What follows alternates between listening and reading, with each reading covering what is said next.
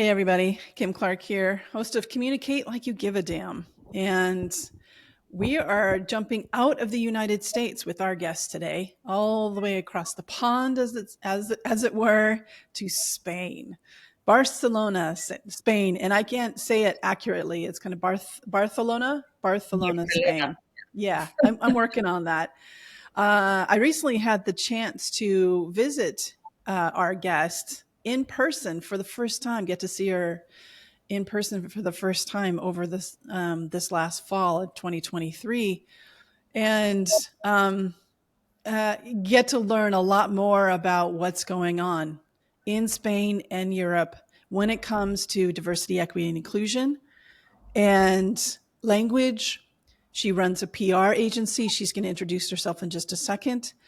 And I had the opportunity of working with Imma, our guest, on a webinar that was broadcast across all of Europe, right, for WorldCom. And we became fast friends over email and Zoom after that, to the point where she actually wrote a testimonial for our book, which I'll refer to in just a second. Imma, welcome to the podcast. When I saw you, when we got that time together, the kind of conversations that went into 2 a.m. in the morning, I knew that we had to bring you on and bring the perspective of what is public relations and communications at large, especially from the Spain perspective, to give us that kind of an idea of inclusive language in a gendered language. It's going to be an interesting conversation, so I'm really looking forward to it. Imma, welcome. Please introduce yourself. Well, thank you for having me, Kim, and I'm really glad I get to see you again, despite it's with a screen in between. Well, my name is Imma Folch. I'm born and raised in Barcelona. You said it quite right, Barcelona. Yay. And despite being an engineer, I am right now. I haven't ended up anything yet, running a PR agency for the past 27 years. We started focusing solely on technology. So our PR and back almost 30 years ago was our purpose there was making technology something to be understood by the general public, because technology was part of the geek and nerd world, but now is in our everyday life and everything. So over the years, obviously, this purpose has been changed as we mature as persons also, and we try to make a better world through communications and working for challenging brands, for brands that have a purpose. And despite half of them, the majority of my clients are still in technology, we try to go beyond the service or thing they do, so more of the impact. And it's a challenge to work on PR nowadays for many reasons. But talking about diversity, equity, and inclusion, specifically in Spain, because we have a very Catholic guilt culture on our backs, a very patriarchy society, heteropatriarchal society, and also good things being done by the government. So it's a constant debate between what should we do, what has been done that needs to be changed, what is compliance, and also make our clients believe in that. So talk about why you got into communications, like personally, and what you see as your responsibility and how it's changed over the last 27 years. So, I always thought, it's funny because I personally never felt that being a woman engineer had been an issue in my career. But now I realize that unconsciously it was, because somehow in my time, it was sort of the path to follow to end up in marketing instead of in the tech department. And somehow my career developed that way. I started my career in Philips, which is a Dutch company, working as a tech support, and somehow I ended up in marketing. Then I started studying marketing communications because I realized I didn't know that much. I then became a product manager and a big wholesaler, and then I realized that our distributors, our clients, and most of all the end users didn't understand what technology was all about and why should they invest in technology. So that led me into training and eventually into communication. But nowadays I think, well, maybe if I've been born now, which apparently there's still a lot of issues with women in tech, but nothing to do with how it was 30 years ago. Maybe I would have ended up, because I still get the thrills when I fix a computer. I still do that myself. I'm the IT, despite I have 20 people in my company, I'm the CEO and the IT manager because I really enjoy technology. So sometimes I say to myself, how come I'm not really in tech and now I'm in communication? Because maybe it's the way the path of being a woman in tech has led me to, which, but anyway. And here we are. And in communication also, I started by explaining the what, then we move into the how, and now thankfully I'm in the why, and the purpose, and and this is why what we try to do with our clients, go deep inside and why are you doing what you're doing and what do you think you're going to leave when you're gone, huh? Mm-hmm. Mm-hmm. So what kind of, as it relates to diversity, equity, and Yeah. inclusion, let's go back 27 years ago when you started the agency Yeah. and how the conversation has evolved. Like, what time period did you see that it was more of coming from clients or more of you, mentoring your clients to say this is something you need to get on top of or bring this into it as you shift into the why? And how do you think, in parallel with that shift of diversity, equity, and inclusion becoming part of the conversation and how you're servicing for your clients, how has that shifted the role of PR? Since there's a lot of people that point to PR and say, oh, this is performative, this is just a PR stunt, that it contributed. So there's a branding problem for PR that is Yeah. built on some truth, but some of it's not. Where the performativity of communications around DEI stemmed from PR, from the deflect, deny model. But I'm super curious of this parallel of in, incorporating DEI into the conversation and messaging with clients, along with shifting how PR traditionally has been done as a discipline and what we recommend as ways to handle situations for our clients as PR agencies. Yeah. Okay. Well, first of all, as I said before, we have to think about where I am, which is Spain. And in terms of DI, obviously diversity, equity, and inclusion means the same in all over the world. And we all know the different types of diversity, which is race, gender, age, disabilities, and so on. But geographically, there are some that have a greater weight than others. And in Spain, obviously, it has been gender for the past years, because of, we come for a culture. My mother, for example, when she wanted to get a loan in the bank, she had to get permission from her husband, and I lived through that. So when I was studying at the university, women didn't have the same rights as men, either legally or socially. So it wasn't that usual for women to study STEAM technology or science or math. If they did, they probably end up becoming teachers or like me working in marketing or PR. So when I started and we started doing PR for tech companies, obviously I was the only woman in the room. And if I was going to meetings, meeting clients with one of my managers who were male, they would always look at them and believe they were the bosses, and so. But it gets to a point that I'm not really sure. I assume that women, there are more and more women that started studying tech, and also there's the scars of in technology, and nowadays it's also happening.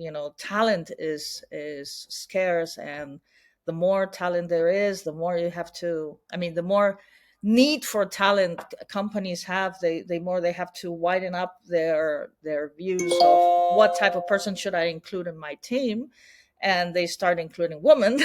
And also in parallel, we in the um 90s, end of the 90s, we start having socialist governments, left winged governments that believe more in social justice and gender equality. So they're becoming more and more women available, so companies need, for several reasons, not so much because they believe in it, but because they need to incorporate women. So it gets to a point that you realize that despite there is more, how can I say, there's more visibility for women in tech. The, the whole system is thought and made by men. So starting by the language, the Spanish language is a gender language. So we have a lot of words, not as more than in English, that are gendered, and most of the plurals, for example, in Spanish are masculine. By defect, the masculine word will come before the feminine word, and this excludes women per se. And we somehow, people my age, we were taught that way. The language was taught that way. But now we need to, we are reinforcing. And now I'm going back to PR. No, one of the first things we do with our clients is check the language. Your language have to be more inclusive in terms of gender, at least. We get to other diversity aspects, but at least the language has to be inclusive. I could go on and on talking about also imaging and about having more accessible information to people with disabilities and so on. But focusing on gender, which is like the big thing that it's changing, or hopefully we are seeing it change. This is the first entry point with our clients. Consider that you're also talking to women, not only because you're selling your products to women, but also, or services, but also because you're employing and you're having women in your teams, and they need to be included in your language, first of all. And then obviously there's also the social aspects, as you know career developments. um, by nature, I'm not, unfortunately, I wish I could have three lives at the same time and study psychology and anthropology, but I don't have time for that. But somehow we know and we see that when there's a job opening, and uh, as a director, manager responsible for anything, there's always men that, despite they might not have all the requirements needed for the job or experience, they will show up and say, hey, I want to do that job. While women, if we don't feel the 95% of what they're asking for, we will never apply for that job. And this is maybe because that's the way we are. I don't know. We're not so adventurous, or we're not so self-confident as men. And technology, and if you add technology there, so companies have to be more open in terms of how they encourage women to develop their career in their companies, how they develop career development programs, obviously how they recruit, etc. This is not a strictly PR, but PR also can help those areas of the company develop in a more, not only diverse. I'm talking every day more and more about inclusivity more than diversity, because I think we've been passed through the idea of being diverse, because, right, diverse is a picture, but if we're not included, it doesn't really matter if we're diverse, So we try to make companies believe that they have to be more inclusive because it's what they have to do and because it's good for them, not because what it looks good to do.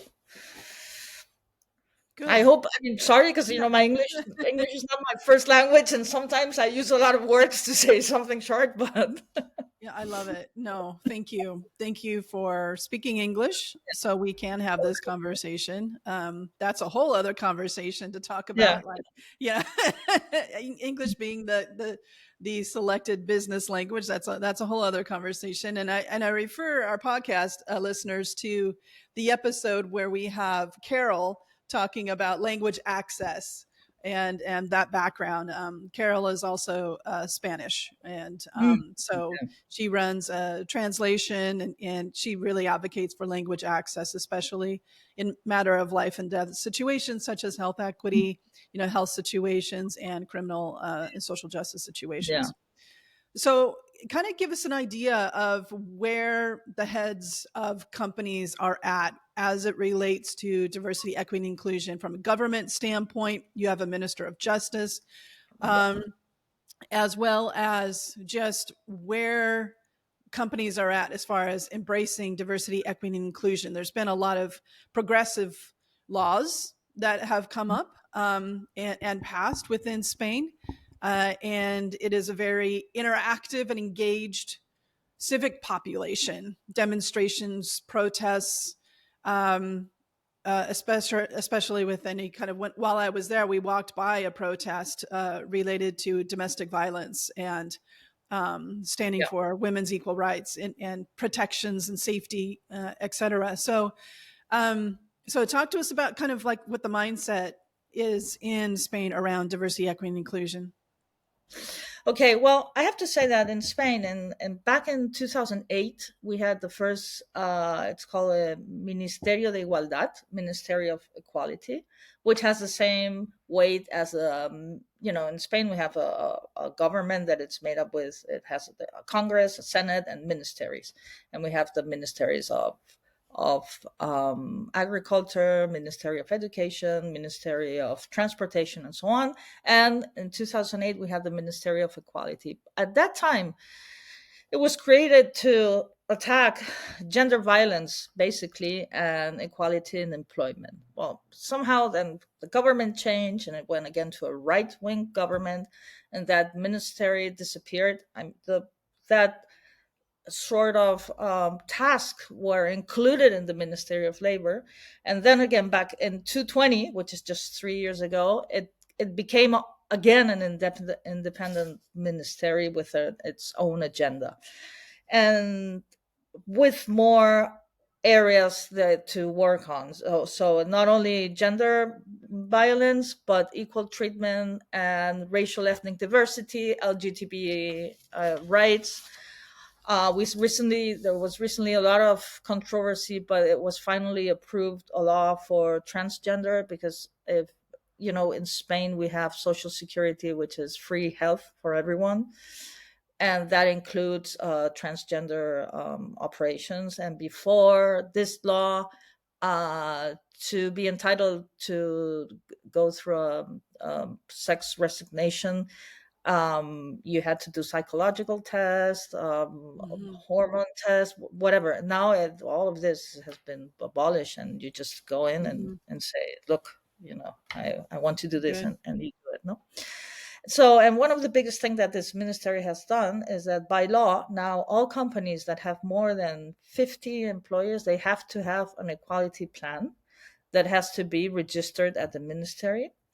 And this plan includes, well, it probably will take 2 or 3 months to do it, because it's not a simple task. It's not just filling up a formula or whatever. You have to, and the companies have to create a DEI committee that has to involve people from all hierarchical areas of the company, and it has to include uh, procedures in which diversity and equity are are how can I say, are assured in recruitment and trainings and career development, working conditions.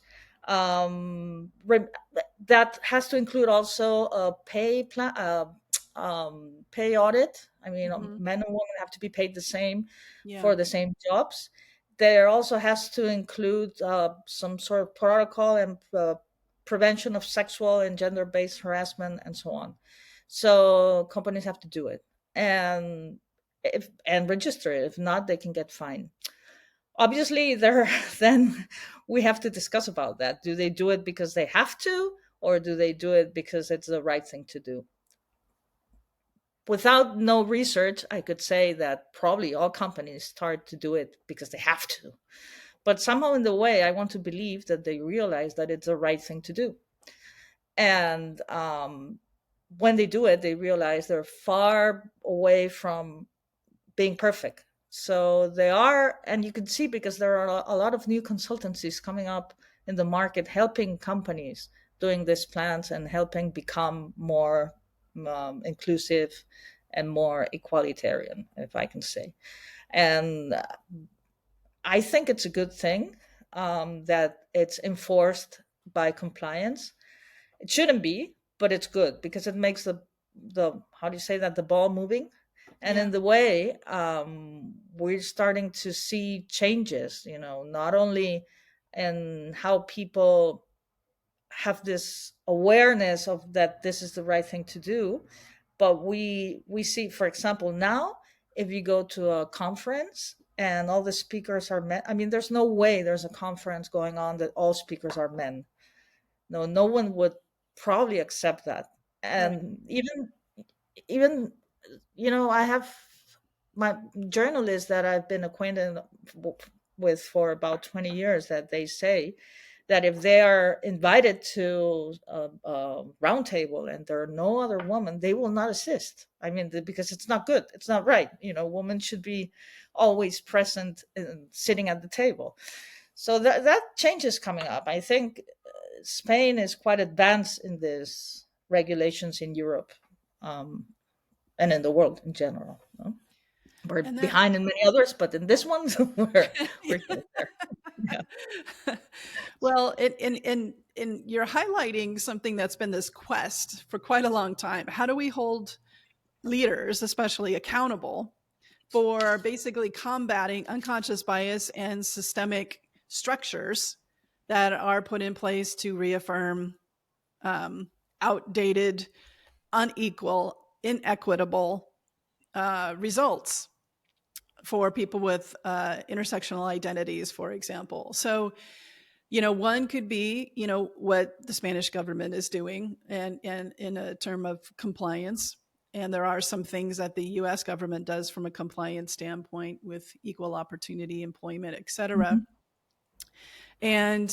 And all of that is just this quest, as I mentioned, for accountability in some form. And another form of accountability I've seen with clients is this incentive, this compensation incentive, this bonus of hitting your DEI goals for executives.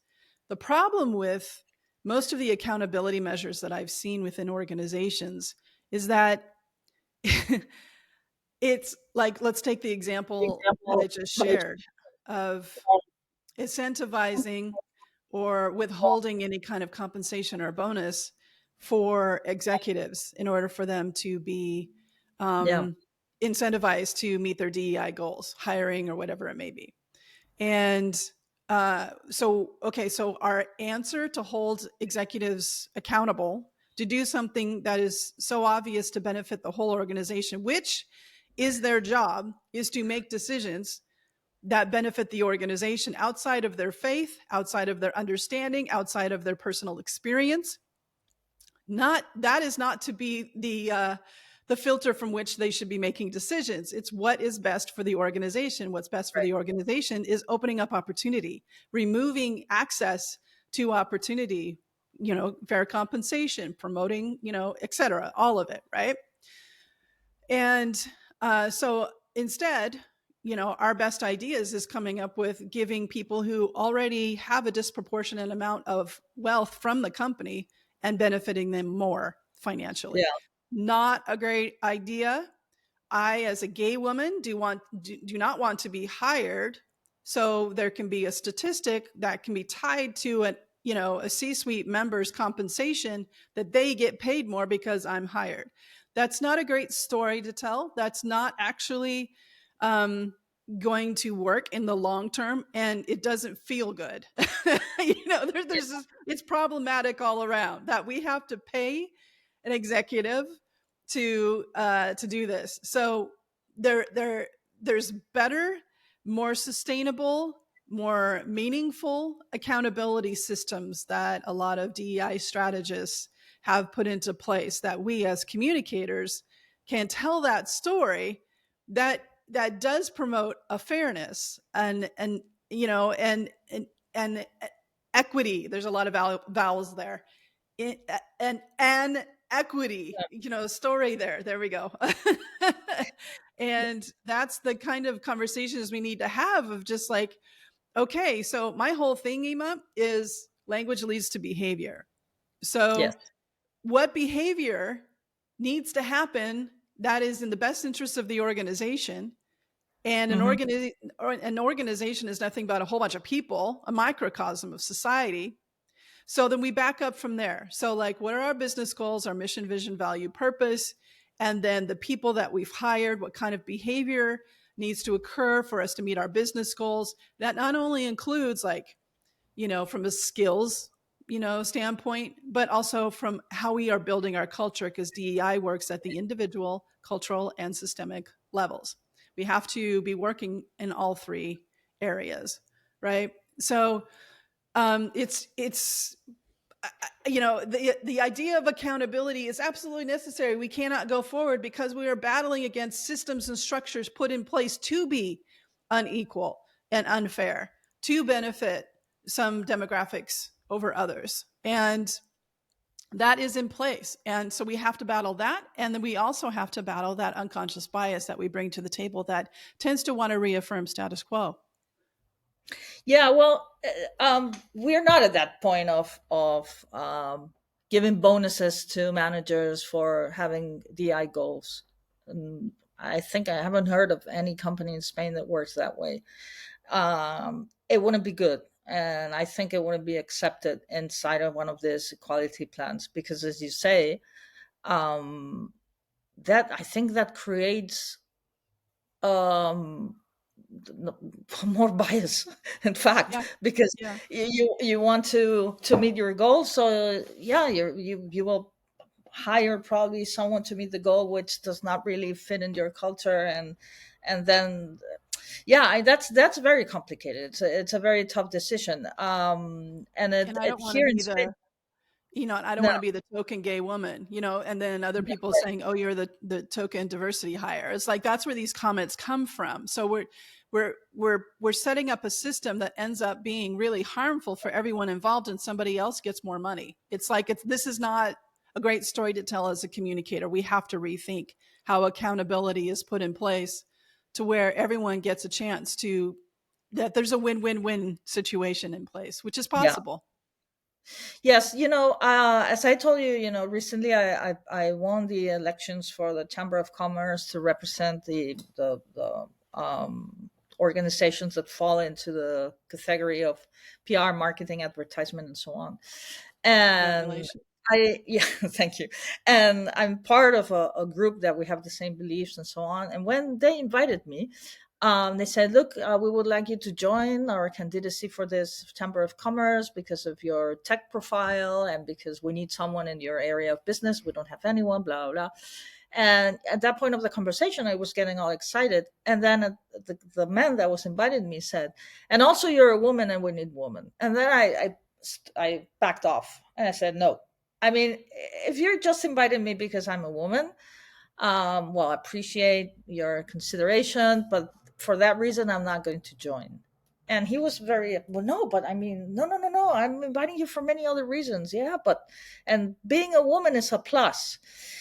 So I understood the point of view of the man that was inviting me, because really they wanted to do a 50-50, on paritarian group of people who wanted to rule the Chamber of Commerce, and I understand, but it's a big discussion. So we were talking for about like 2 hours, and finally, in my mind, I said, well, yeah, the fact of being a woman is good for him, but it's not the main fact. It's not the main reason why he's calling me.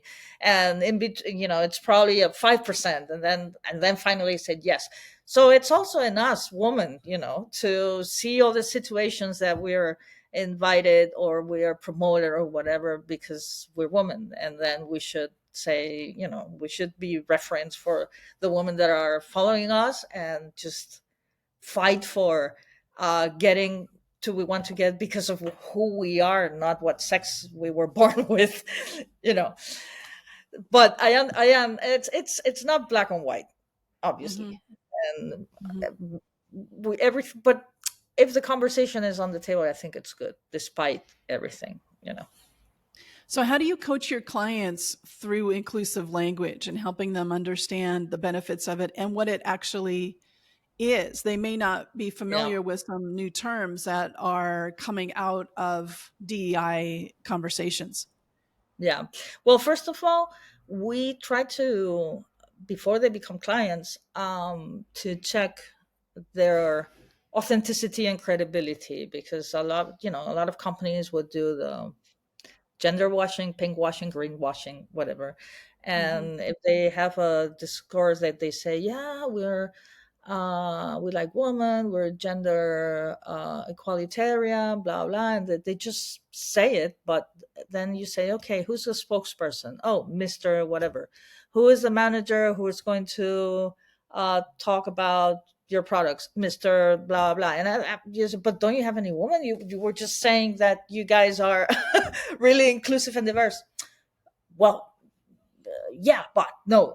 So at one point we have to do like a fast check and say, look, we're not gonna do PR on diversity in your company if it's not true, first of all.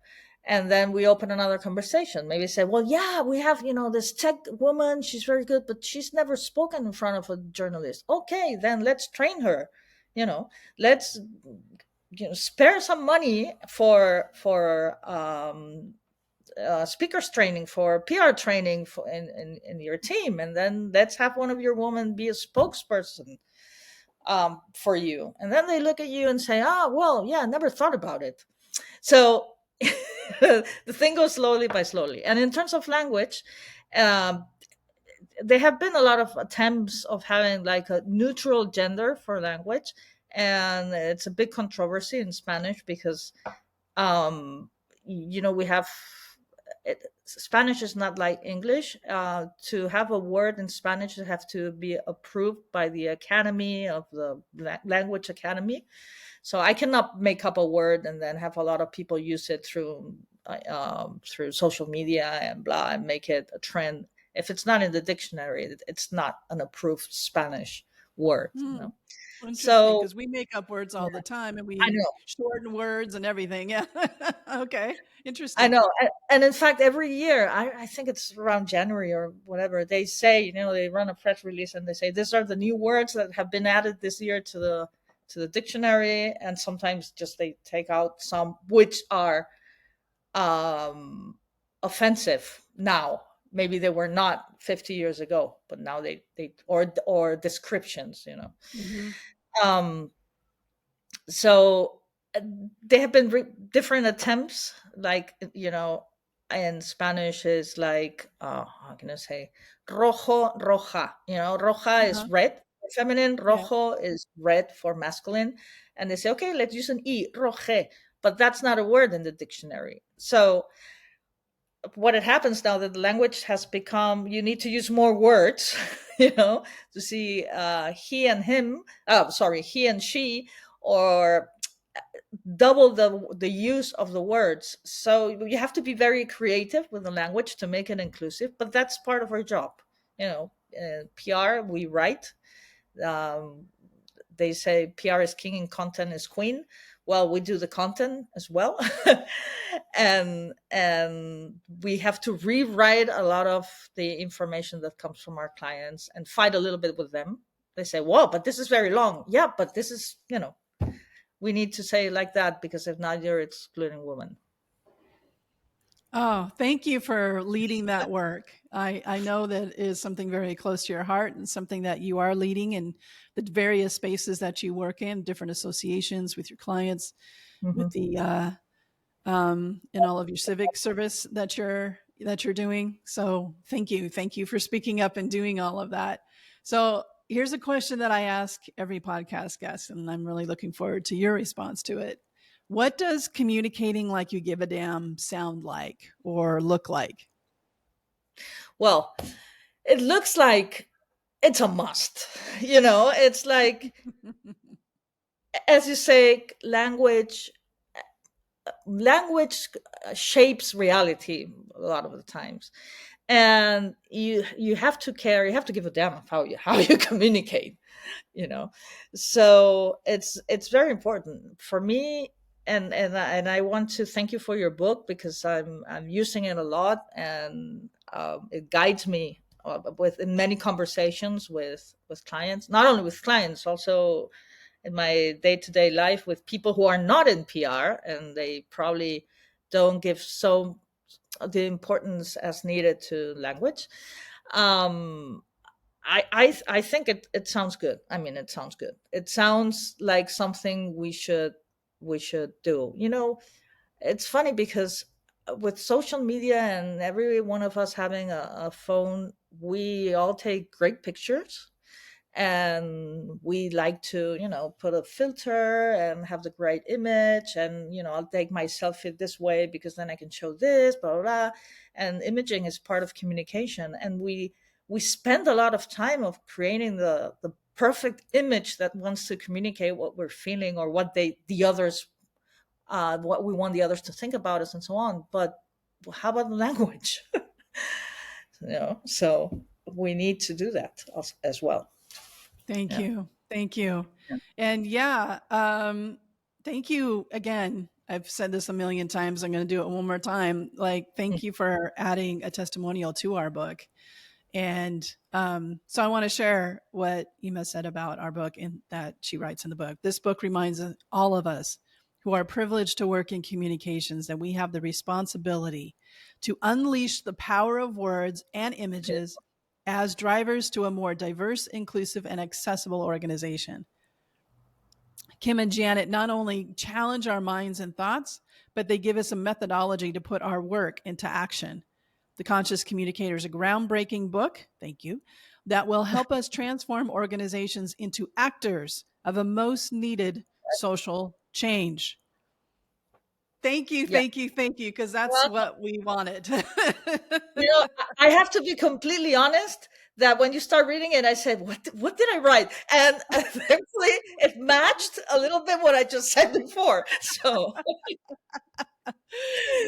Yeah. And it's even more important now as global social issues are yeah, really pushing organizations to face a mirror and look at it and say, who are we in this? What yeah. do we stand for? And the book is being used. The depth model, I'm getting a lot of people reaching out Mhm. and saying, we are lost, or we put our foot in our mouth and all of that. And how do we navigate this? And so, just so you know, Imma, one of the things that I teach my clients is called the lens method. And that's Mhm. our duty and responsibility as DEI communicators to L, language, E, engage, and navigate, and S, strategize. So that is Yeah. our role here. And the depth model is a part of that work to give us a framework and a way forward and to differentiate who are we externally and what we say, which is where you come in. And then my professional background is in internal communications on what do we do for our employees to create that safe space and that we have Yes. evidence of that safe space, especially when there's tremendous pain and fear and anger going on outside of our walls. Yeah. How are things going on in Spain around these challenging global uh, situations and fears?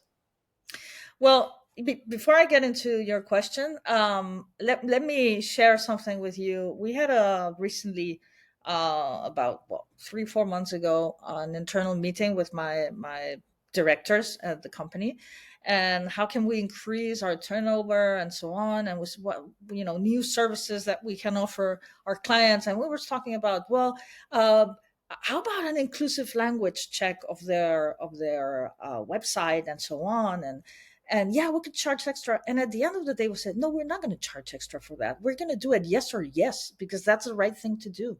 We don't want to work for people who don't think they should use an inclusive language. So at one point, at the end of the meeting, we said, "Well, that was productive," but from a company point of view. But no, yes, I mean, obviously we all tend to work, and I'm very grateful that my team shares. We share mostly the same values, and it's like, no, we're not going to charge for that. I mean, we're going to do it. The first thing we're going to do when we open a new client is do a check on their website and on their internal communication and say, That's look, you right. have to change this and that. That's right. And going back to your question, well, yeah, globally, unfortunately, we jump from one big issue, like from refugees, Syria, Ukrainian war, now Middle East with Israel and Gaza, and um, obviously, like I guess everywhere else, there's people who the opinions are, you know, some people think one way, some people think the other way, but um, when you really talk about regular people who are at their house, despite whatever they're Ukrainians, Syrians, Palestinians, or Israelis, and the bomb falls on their house and their neighbors die or they lose members of their family, it's, and excuse me, I was going to say the F word, F politics. We cannot go there. I mean, not innocent people should not die for any political or economic reason. So we should all, government should be working for us, not us for the governments. And in general, people, I think they don't want innocent people to die. So they should sit on the table, talk, and try to stop all this type of conflicts. But obviously, we're in a capitalist world. There's a lot of economic interest everywhere. And unfortunately, I'm really pessimistic about this, but unfortunately, this is going to continue. So we just hope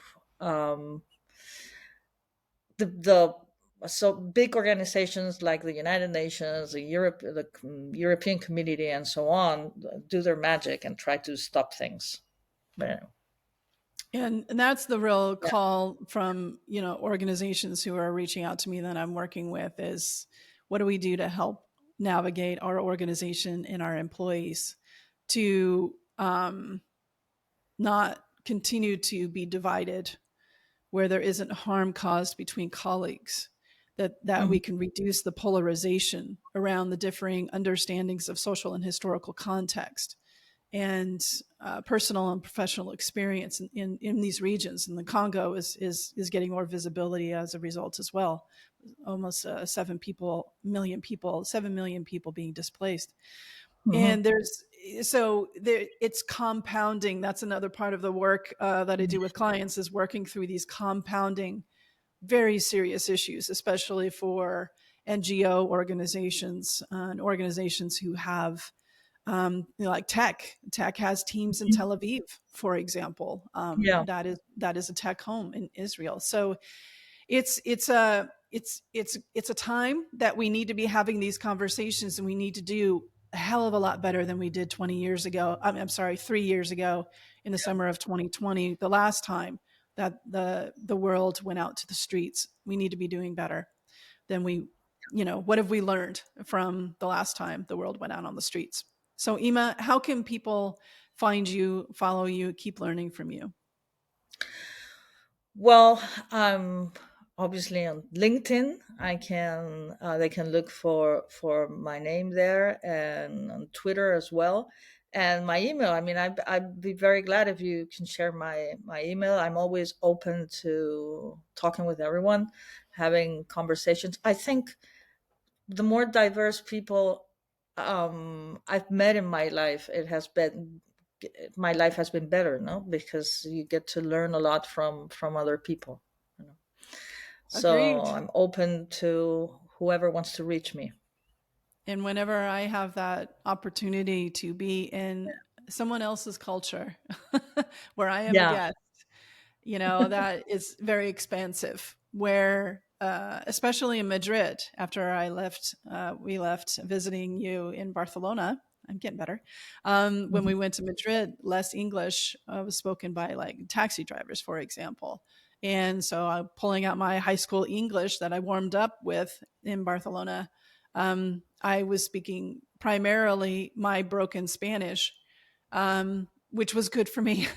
I am in Spain, and we take it so for granted, especially in the United States, where other people have more than one language, their native language as well as English, and perhaps others. Whereas we don't have to lift like that because the rest of the world is doing it to accommodate our language, and that's something that we need to be very cognizant of. And so, when we are in someone else's culture and as a guest, that we absorb and honor the customs, traditions, and language from which we are a guest. So, Imma, thank you for allowing me to be a guest Cool. when I was visiting your city. And I hope to be back in Spain again soon. Thanks for Sure. being with us today.